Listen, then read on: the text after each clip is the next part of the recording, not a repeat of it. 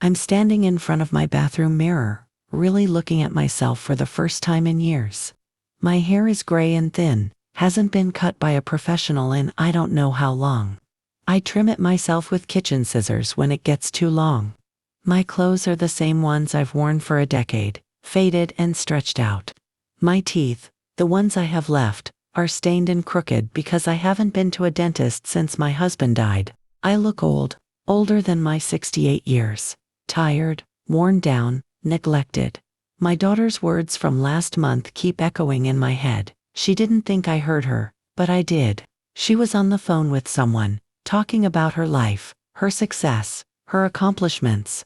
And then whoever she was talking to must have asked about me, because her voice changed. My mother, oh, we're not that close. She never really took care of herself, you know.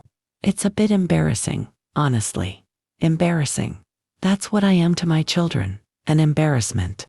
I worked 2 jobs for 15 years to send them to the best schools, to pay for private education, language classes, sports, college tuition.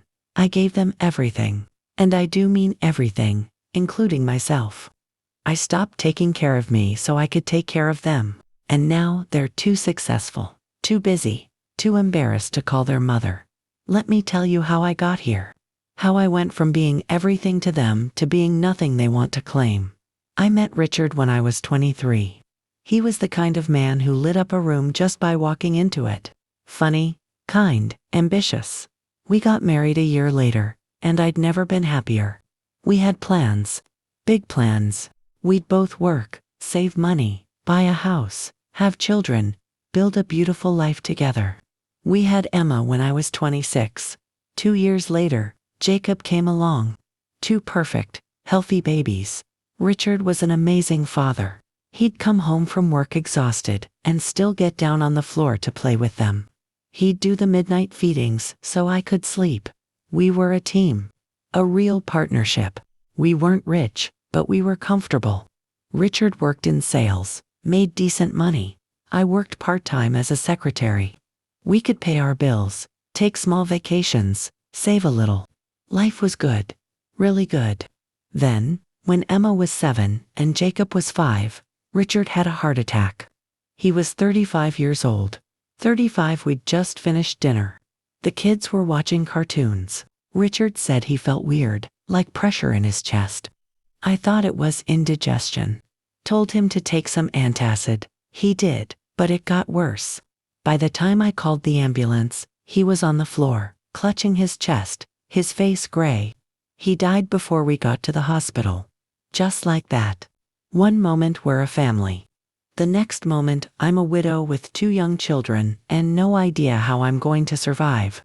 The life insurance helped for a while, but it wasn't much. Enough to bury him and cover maybe 6 months of expenses, if I was really careful. I had to figure out how to support 2 kids on my own with a part-time secretary job that barely paid anything. I could have taken the easy route. Could have pulled Emma and Jacob out of their good school and put them in public school. Could have cut back on everything. Lived small, lived cheap. But I looked at my babies, these 2 little humans who'd just lost their father, and I made a decision. They would have opportunities. They would have the best education I could possibly give them. They would have the life Richard and I had planned for them, even if he wasn't here to help me provide it. So I got a second job. During the day, I worked as a secretary at a law firm. At night and on weekends, I cleaned houses. Rich people's houses. I'd scrub their toilets, mop their floors, organize their closets while they were out at fancy dinners or away on vacation. The money all went to the kids. Private school tuition. After-school programs. Emma wanted to take piano lessons. Jacob wanted to play soccer. I said yes to everything. Every opportunity. Every chance to learn and grow and become more than I ever was. I said yes. But that meant saying no to myself. I stopped going to the hair salon. Couldn't afford it. I started cutting my own hair, just rough trims to keep it out of my face. I stopped buying new clothes, wore the same things over and over until they were threadbare. I stopped going to the dentist. Couldn't afford the cleanings. Definitely couldn't afford the work I needed done when problems came up. I developed a toothache when Emma was 9. A bad one. But the dentist said I needed a root canal and a crown. $1,500. I didn't have $1,500. I could barely afford to feed us. So I took pain medication and waited for it to get better. It didn't. Eventually that tooth died and broke off. Then another one. Then another. By the time the kids were teenagers, I had noticeable gaps in my smile. My remaining teeth were stained from coffee and lack of professional cleaning. I smiled less, talked with my hand over my mouth, felt ashamed every time I had to open my mouth around other people. But Emma and Jacob thrived. Emma was brilliant, straight-A student. She got into every advanced program her school offered, spoke 3 languages by the time she was 15. Beautiful, confident, articulate. Everything I'd hoped she'd be. Jacob was different, but equally impressive. Athletic, charismatic, a natural leader, captain of his soccer team, student government. Everyone loved Jacob. I was so proud, so incredibly proud. Every parent-teacher conference, every award ceremony, every game, I was there. Sometimes I'd come straight from cleaning someone's house, my hands still red and raw from chemicals. Sometimes I'd smell like cleaning products. My clothes were old and didn't fit right anymore. But I was there. I started noticing something when they got to high school though. A distance. A discomfort. Emma would tense up when I arrived at school events. She'd position herself so I was behind her, not beside her. When her friends came over, which wasn't often anymore, she'd meet them at the door, and they'd leave immediately. She never invited me to meet them. Jacob did the same thing. His friends would pick him up outside. If I tried to come to the door to say hi, he'd rush out before I could. At his games, he'd barely acknowledge me in the stands. I'd wave, and he'd give the briefest nod before looking away. I told myself it was just teenage stuff. Kids get embarrassed by their parents. It's normal. But I knew the truth. I could see it in their eyes. They were ashamed of me. I looked different from the other mothers. The other moms at school events were polished. Hair done, nice clothes, makeup, jewelry. They looked successful, put together. I looked like exactly what I was. A woman working 2 jobs just to keep her head above water. A woman who hadn't bought herself anything new in years. A woman who cut her own hair and couldn't afford to fix her teeth. I pulled Emma aside once, when she was 16. Honey, I know I don't look like the other moms, but I'm doing my best. Everything I make goes to giving you and your brother a good life. She looked uncomfortable. I know, Mom. It's fine. But it wasn't fine. I could see it wasn't fine. Still, I kept going, kept working, kept sacrificing. Because college was coming, and college was expensive.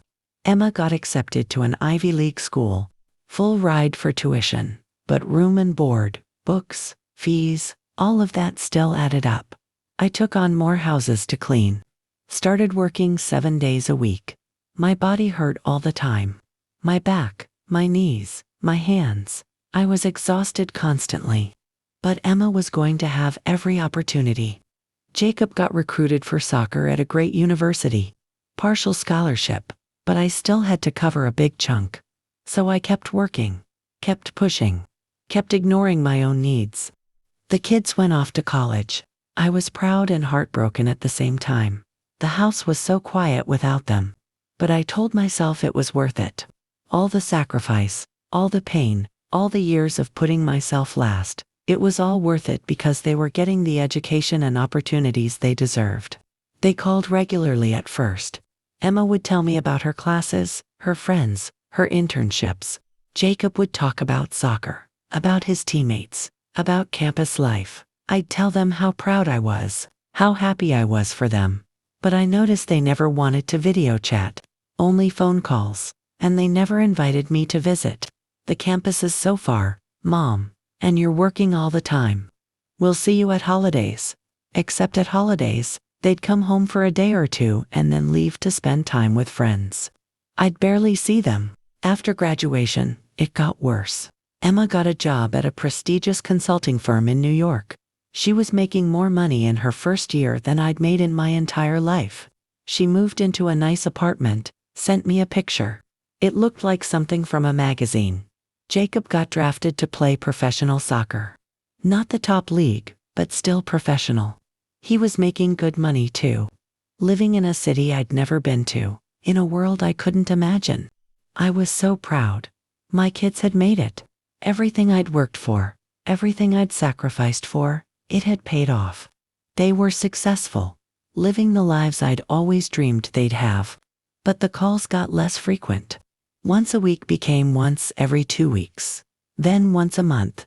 Then even less. I'd call them and get voicemail. "Hey honey, just checking in. Love you. Call me back when you can." Hours would pass. Days. Sometimes they'd text back. "Sorry mom, work is crazy. Talk soon." Soon never came. I tried to understand. They were busy. They had important careers, demanding schedules. They were building their lives. I didn't want to be a burden. Didn't want to be the needy mother calling all the time. So I backed off. Waited for them to reach out to me. Weeks would go by. Emma got engaged. I found out on social media before she called to tell me. When she did call, it was brief. "I'm engaged, Mom. His name is Marcus. He's wonderful. I'll send you details about the wedding soon. Can I meet him?" I asked. "Maybe I could come visit. Take you both out to dinner." Pause. Long pause. "We're really busy right now, Mom. Maybe closer to the wedding." The wedding invitation came. Formal, expensive. Black tie event at some fancy venue. I didn't own anything appropriate. I used money I didn't have to buy a dress from a discount store. It didn't fit quite right, but it was the best I could do. At the wedding, I barely saw Emma. She was so busy with her new in-laws, with Marcus's family, with their important friends. When we did have a moment together, she seemed anxious. Like she was worried I'd say or do something embarrassing. I met Marcus for maybe 5 minutes. He was polite but distant. Shook my hand, said it was nice to meet me, then Emma whisked him away. I sat at a table in the back with some distant relatives I barely knew. Not at the family table. Emma said there wasn't room. I watched my daughter dance with her new husband, surrounded by people in expensive clothes, celebrating a life I'd made possible but wasn't really part of, and I realized something. I was an obligation to her. A box to check. Something to be managed and minimized. After the wedding, Emma moved to London with Marcus. He'd gotten a job transfer. She called to tell me, said it was an amazing opportunity. I asked when I could visit. She said maybe next year, once they got settled. I haven't seen her since the wedding. That was 4 years ago. Jacob got married too. Didn't even tell me about the engagement. I found out when he sent a text saying he'd gotten married at the courthouse. Just the two of them. Nothing formal. Said they didn't want a big fuss. I tried not to feel hurt. Tried to be happy he was happy. But I couldn't shake the feeling that I wasn't invited because I was an embarrassment. His wife was a doctor. Came from money. Sophisticated. Everything I wasn't. The calls stopped almost completely after that. Maybe one phone call every few months.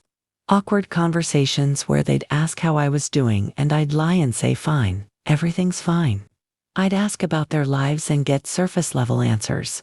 No depth, no real connection. I kept working, still cleaning houses, even though my body was falling apart, still working at the law firm. I'd developed arthritis in my hands. Standing for long periods made my back scream. But I kept going because what else was I going to do?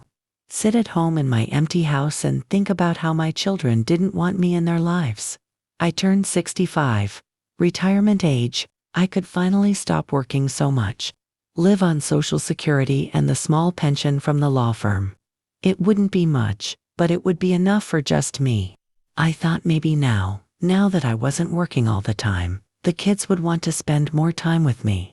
I called Emma, told her I'd retired, asked if I could finally come visit her in London. "Oh Mom, that's great. London's really expensive though, and our apartment is tiny. Maybe we could meet somewhere else sometime." Somewhere else. Sometime never. I called Jacob, said I'd love to come see him play, watch a game in person. He said that'd be great. He'd look at the schedule and get back to me. He never got back to me. That's when it really hit me. I'd spent 35 years sacrificing everything for my children. And they didn't want me. Didn't want me in their lives, in their homes, in their perfect worlds. I was a reminder of poverty, of struggle, of everything they'd worked to escape. I fell into a depression. Deep, heavy depression. I'd wake up and think, what's the point? My whole life had been about them. And now that they didn't need me anymore, what was I for? I stopped taking care of the house. Stopped taking care of myself. Though there wasn't much of myself left to take care of. I'd sit in my worn-out recliner and watch TV for hours. Ate frozen dinners. Didn't answer the phone. One day, my neighbor, Susan, knocked on my door. She was older than me, maybe 75, but vibrant. Always doing something, always smiling. We'd been neighbors for 20 years, but never close. I'd always been too busy. Haven't seen you in a while, she said when I opened the door. Wanted to make sure you're okay. I'm fine, I said automatically. She looked at me for a long moment. No, you're not. Can I come in? I almost said no, but something in her face, some kindness, made me step aside. We sat in my kitchen. She made tea from the dusty box I hadn't touched in months. And then she said, talk to me. I don't know why I did. Maybe because she was a stranger in a way. Someone who didn't know my story. Or maybe because I was so desperately lonely, I would have talked to anyone who asked. I told her everything. About Richard dying. About raising the kids alone. About working 2 jobs. About giving them everything and ending up with nothing. About how they were ashamed of me.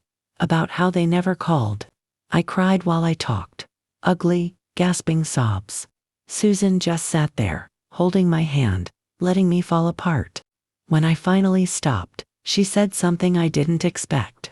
You gave them everything, except the most important thing. You never showed them who you were. What do you mean? You sacrificed so much you disappeared. You became just the provider, just the one who made things possible. But did they ever see you as a person? With dreams and interests and value beyond what you could do for them? I stared at her. I didn't have time for dreams. I had to work. I know. And that's not your fault. You did what you had to do. But here's the thing. You're not working anymore. You have time now. And you're sitting here waiting for children who've made it clear they're not coming. Waiting for validation from people who don't see your value. When are you going to see your own value? I don't know what I'm valuable for if I'm not taking care of them. Susan smiled sadly. That's what you need to figure out. Who are you when you're not someone's mother? What do you like? What do you want? When's the last time you did something just for you? I couldn't remember, literally couldn't remember the last time I'd done something just because I wanted to. Come with me tomorrow, Susan said. I volunteer at the community center. We run a lunch program for seniors. We need help. And honestly, I think you need it too. Need to be around people. Need to remember you're still here, still alive, still matter. I almost said no, but what else was I going to do? Sit in this house and wait for my phone to ring. So I went. The community center was bright and loud and full of people.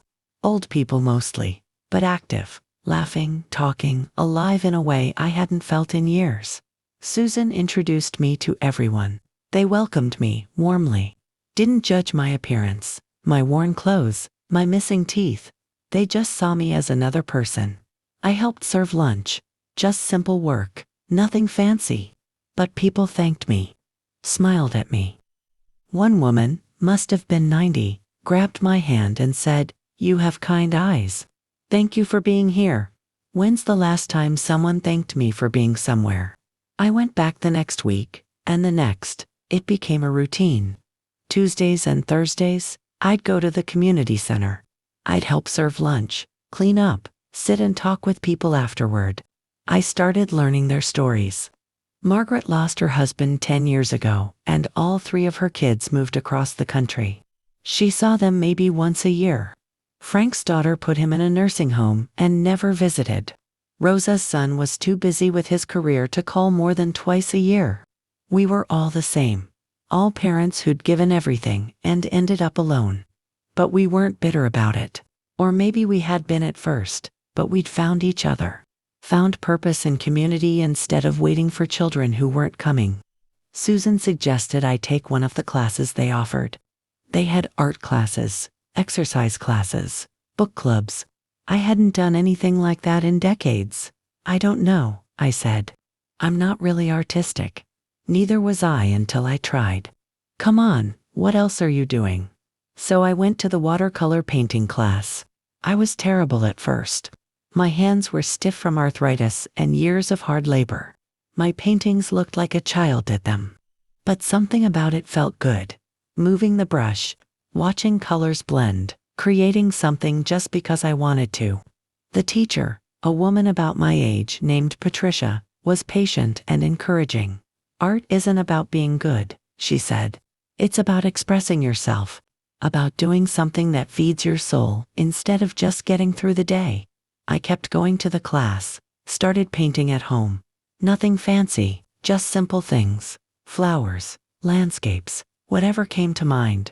One day, Patricia said, "You know, your work has really improved. You should enter the community art show we're having next month." Oh, I couldn't. It's not good enough, says who? You're allowed to participate in things even if you're not perfect at them. You're allowed to take up space and be seen. That hit me hard. I'm allowed to be seen. I entered the show. 2 of my paintings. A sunset over water and a vase of wildflowers. Nothing special, but they were mine. The night of the show, I almost didn't go. I felt silly. Who was I to think my paintings were worth displaying? But Susan knocked on my door and said, "You're going. I'm not letting you hide." The community center was packed. Families, friends, people from the neighborhood. My 2 paintings were on the wall with everyone else's, and people stopped to look at them. Some even left little comment cards saying they liked them. One woman came up to me. "Are you the artist who did the wildflowers?" I nodded, nervous. "It's beautiful. It feels peaceful, like coming home. Thank you for sharing it." I cried in the bathroom after that.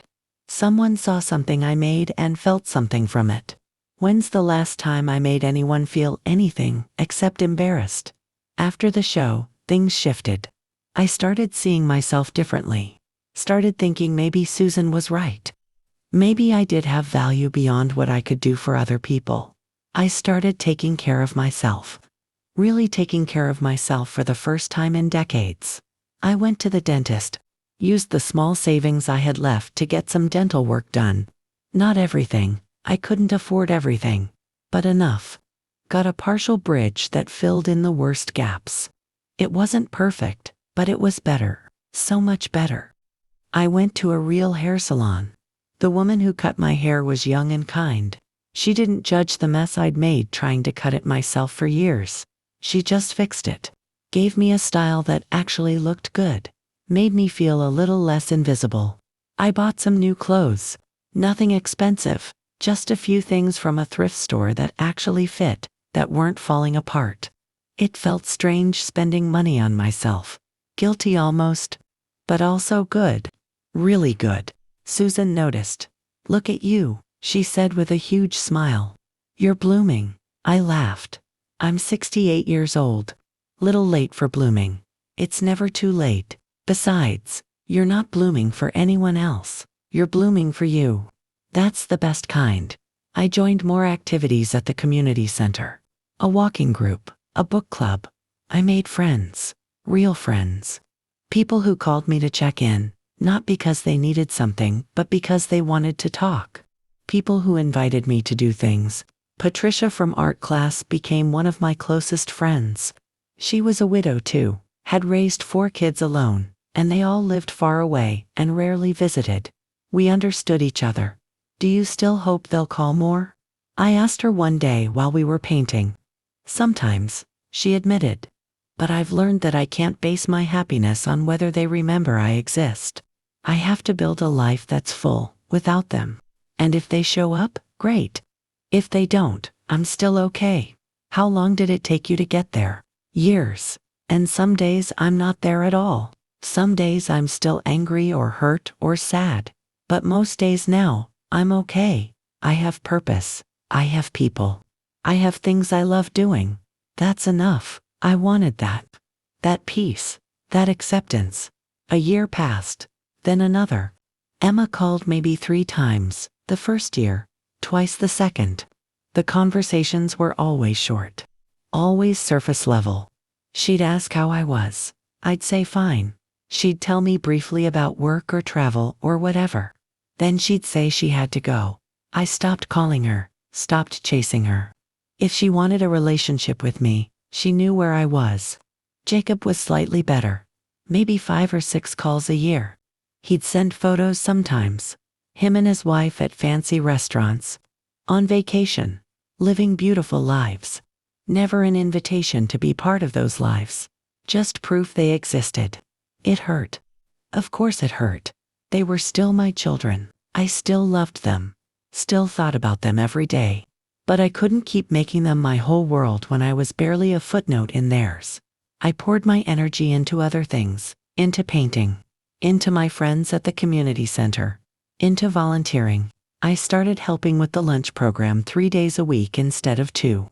Started leading the book club when the previous leader moved to be near her grandchildren. I took a trip. Just a small one.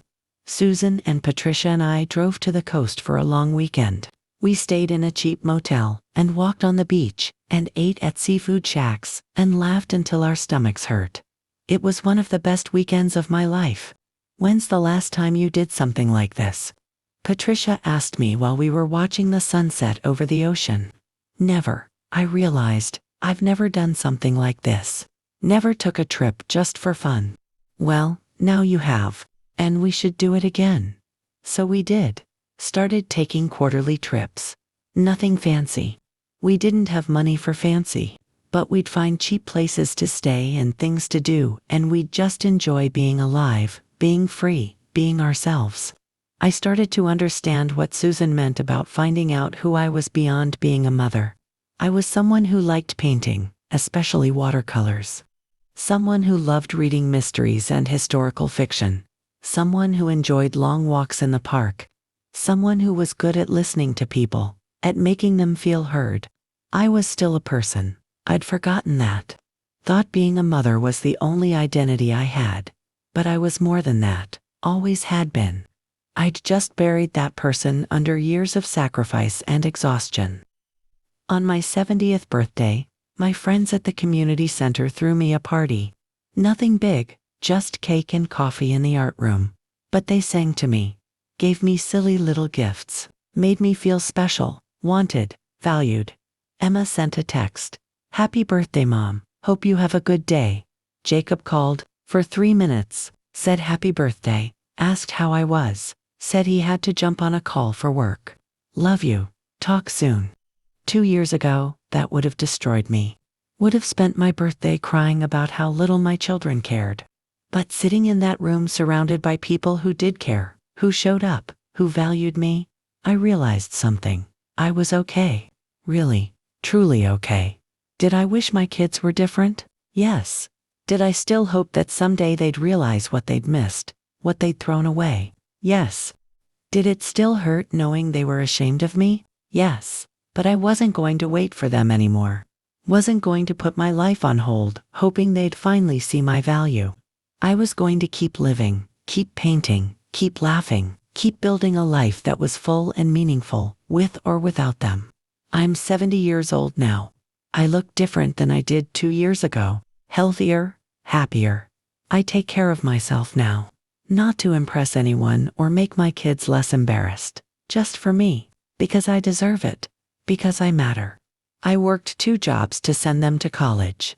Sacrificed everything I had and everything I was to give them opportunities. And yes, they're too busy to call, too embarrassed to include me in their lives, too successful to need their mother. But I'm not sitting around waiting for them anymore. I'm not letting their rejection define my worth. I have a life, a good life, full of friends and purpose and joy. I paint, I read, I volunteer, I take trips, I laugh. I'm learning to play the piano. I joined a choir. I'm thinking about taking a dance class. I'm doing all the things I never had time for when I was too busy sacrificing myself for children who would grow up to be ashamed of those sacrifices. And you know what? I'm happy. Not every day. Some days I still cry. Some days I still feel the weight of their rejection. But most days, I'm genuinely happy. Because I finally learned what I should have known all along. You can't pour from an empty cup. You can't love others well if you don't love yourself. You can't teach children to value you if you don't value yourself. I sacrificed too much. Became so invisible in my own life that my children literally couldn't see me. Only saw what I could do for them, not who I was. But I see myself now. Finally, after 70 years, I see myself, and I like what I see. Not the appearance. I'll never be polished or sophisticated, or the kind of mother my kids wanted to show off. But the person, the woman who survived, who worked herself to the bone for love, who kept going even when everything was hard, who finally learned to put herself first. That woman, she's pretty amazing. And if my children ever figure that out, if they ever get past their embarrassment and pride and busy schedules to actually see me, I'll be here, older, probably grayer, but whole, happy, living a life I built for myself, instead of waiting for them to give my life meaning. But if they don't, I'm still here, still whole, still happy, still living. Because I finally learned the most important lesson. I am enough, all by myself, just as I am. I worked 2 jobs to send them to college. Now they're too busy to call, but I'm too busy to wait. She gave them everything except the most important lesson, that she mattered too. If you're a mother who sacrificed so much you disappeared, hear this. You are allowed to exist. You're allowed to have dreams and interests and value beyond what you do for others. You're allowed to take up space. You're allowed to bloom. And if you're the child who grew up and forgot the woman who gave you everything, who finds yourself too busy to call, too embarrassed to claim her, ask yourself, what am I so busy doing that I can't spend 10 minutes with the person who gave me my life? Success without gratitude is just emptiness with nice furniture. She found peace not by getting her children to see her value, but by seeing it herself. She stopped waiting for validation from people who wouldn't give it, and started building a life that didn't need their approval. That's not giving up. That's waking up. That's choosing yourself when no one else will. You are allowed to be happy, even if your children don't call. You are allowed to have purpose, even if your sacrifices aren't acknowledged. You are allowed to bloom at 70, at 80, at any age. It's never too late to remember who you are beyond who you were for others. If this story touched your heart, please subscribe. Every week we share stories of people finding purpose, finding peace, finding themselves. Stories that remind us we're never too old to start over, never too late to choose ourselves. Tell me in the comments, where are you watching from? What part of this story spoke to you? Are you the mother who gave everything? Or are you realizing you need to call someone you've neglected? Let's talk. Let's build a community of people who understand that it's never too late. Share this with someone who needs to hear it. Maybe it's your mother. Maybe it's your friend who's forgotten herself in service to others. Maybe it's you. Someone needs this message today. Hit that like button if you believe in second chances, in blooming late, in finding yourself after years of being lost. And turn on notifications because next week, another story, another journey, another reminder that your life has value. Thank you for being here, for listening, for caring. And remember, you are enough, right now, exactly as you are. You don't need anyone else's approval to matter. Until next time.